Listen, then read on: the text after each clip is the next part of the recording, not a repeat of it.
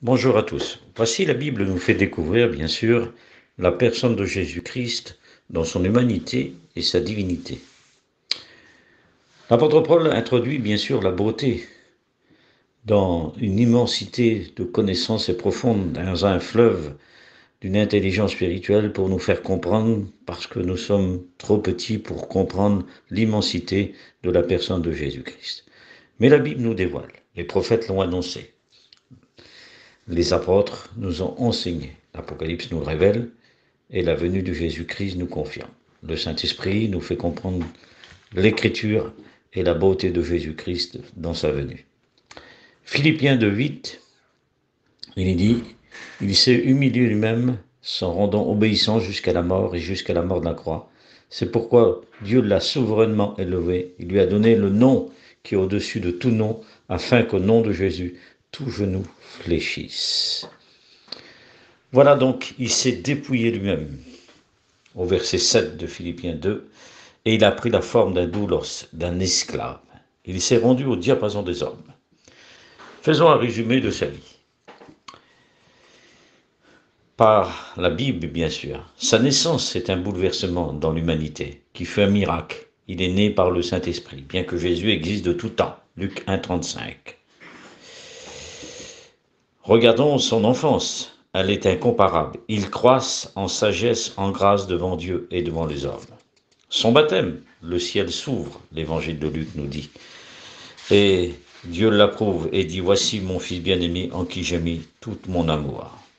Où la colombe descend sur sa tête, et lui, il est l'agneau, le Fils de Dieu, où Dieu le Père approuve son Fils. La divinité est présente. À la tentation, Matthieu chapitre 4, il est dit qu'il fut emmené, où Luc dit qu'il fut conduit, poussé par l'Esprit au désert. Il remporte la victoire sur toutes les tentations du diable lorsqu'on est conduit par l'Esprit.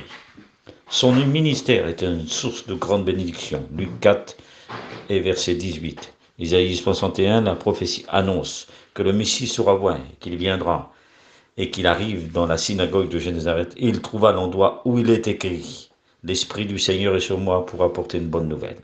C'est une onction particulière.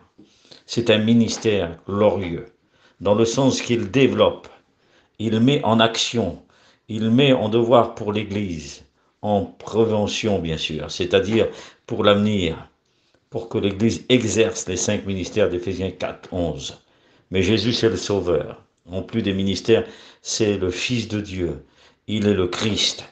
Et son ministère est un bouleversement. Sa vie est glorieuse, unique. Personne n'est comme lui et ne ressemble à lui. Jean 3,16. Il est le Fils unique que Dieu a donné, un grand amour, un amour parfait. Sa mort est victorieuse, purificatoire, rédemptrice, prophétique, où il a tout accompli. Sa résurrection, elle est le tout accompli. Jean 19, 30. Voici Christ par sa vie, par son humanité. Il nous a appris sa simplicité et son extrémité de son éternité. Par sa divinité, il nous donne la bénédiction d'un grand salut, d'un don, le plus grand cadeau que l'homme peut avoir, c'est le salut. Le salut préparé par Dieu, prophétisé par les apôtres, confirmé par Jésus, accompli par lui, rendu possible par le Saint-Esprit, qui convainc l'homme de justice et de péché, et bien sûr, et de jugement, et de justice. Et bien sûr que par son enseignement, il dévoile toutes les richesses du ciel. Personne n'est comme lui. Il parle et il explique les choses, les mystères qu'il les révèle. Il les rend possibles, mais il les rend à la portée de la compréhension de tous les hommes. On est frappé de sa doctrine lorsqu'on est enseigné. On est bouleversé.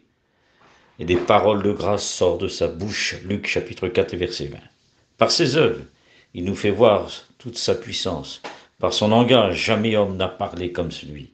Oui, les scribes, les pharisiens, les sadducéens, les souverains sacrificateurs, les Nicodèmes, les chefs des pharisiens ne pouvaient pas parler comme lui. Lorsqu'il parlait, alors il donne la vie à ceux qui sont morts. Sa voix, lorsqu'elle s'élève, il dit, si quelqu'un a soif, qu'il vienne à moi.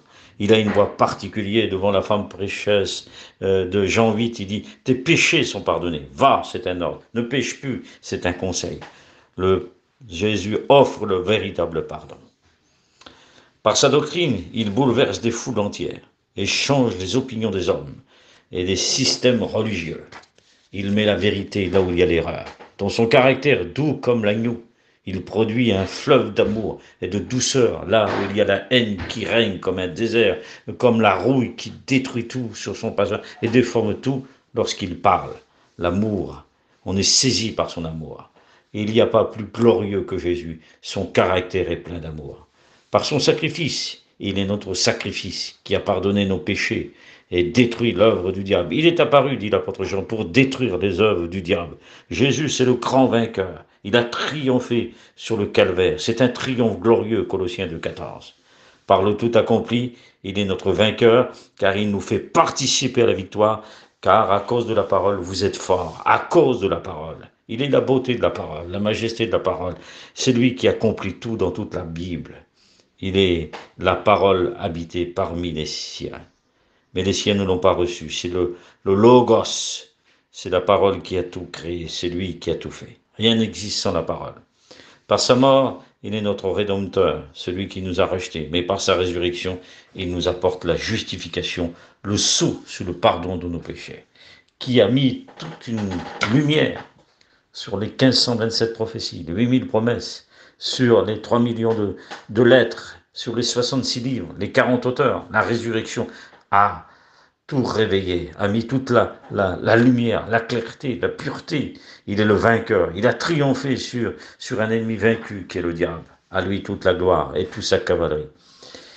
Jésus, un résumé de ses œuvres, il a opéré 37 guérisons et miracles répertoriés. Mais des milliers, dit l'apôtre Jean, que nous ne pouvons pas écrire, qu'un livre ne peut pas contenir. Il est le même aujourd'hui et éternellement. Il peut guérir dans les couloirs d'hôpital, dans les lieux, sur le lit, là où nous sommes assis. Il peut guérir toutes nos maladies.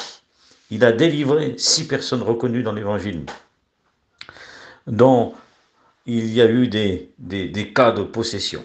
Il délivre. Il a accompli 7 prodiges dans la nature, comme l'eau qui change en vin, la nature, la couleur. Il change le goût, il change les situations les plus complexes. Il rentre dans le moment ou dans les noces où tout va finir, le 3e jour. C'est là qu'il arrive et qu'il rentre en scène. Il change la circonstance. Il met en vigueur ce qui est fini. Il remet la vie là où c'est terminé, où la lumière s'éteint des hommes. Il remet la lumière. Il a fait 4 résurrections comme Lazare et bien d'autres. Il a enseigné, bien sûr, 39 paraboles, 24 pour le salut, 2 pour la prière, 4 pour la fidélité, 39 pour le royaume de Dieu et le royaume des cieux. Qu'est-ce qu'il a pu faire? Il a donné 148 ordonnances aux disciples. Il a 115 noms. 115 noms, comme bien sûr fils de l'homme, 81 fois. Comme celui, il a des noms divins, des noms prophétiques, des noms doctrinaux. Mais le nom le plus glorieux, c'est le nom Seigneur qui est cité, bien sûr, 7000 fois, le chiffre parfait. C'est le Kurios, le nom glorifié. Il a béni 148 personnes qui ont été reconnues, répertoriées, sauvées, comme les 158 poissons, 153 gros poissons, à la pêche miraculeuse. Bien sûr, la dernière pêche. C'est là que nous retrouverons l'explication. 153 personnes qui ont été reconnues, répertoriées, qui ont été sauvées, comme les 153 poissons. Pourquoi 153 poissons? Parce qu'à l'époque de Jésus, il y avait 153 langues. Il y avait 153 nations. Il n'y a aucun livre qui pourrait contenir tout ce qu'il a fait, ce qu'il a enseigné. Personne ne pouvait comme lui. Son message est bouleversant. Il renferme toute la parole. Bien sûr, il bouleverse tout le système politique. Et il dit, aimez-vous les uns les autres. Par son enseignement, et il a gêné, bien sûr, le système politique et militaire. À celui qui prend l'épée, périra par l'épée. Aimez-vous les uns les autres. Il a trouvé les partis religieuses en disant, je suis la vérité. Il a changé les opinions des hommes en disant, faites ce qu'il vous dit et ne faites pas ce qu'ils font. Par sa divinité, il renverse les œuvres des ténèbres. Il a dit, je suis la lumière du monde. Par son pouvoir, il dévoile l'hypocrisie, car il est la pureté lui-même. Il est la personne, bien sûr, le Fils de Dieu, glorieux. Par son amour, il a détruit la haine. Et par son langage et sa sagesse, il a redressé des foyers entiers. Il est toujours le même et il ne change pas. Que Dieu vous bénisse. Amen.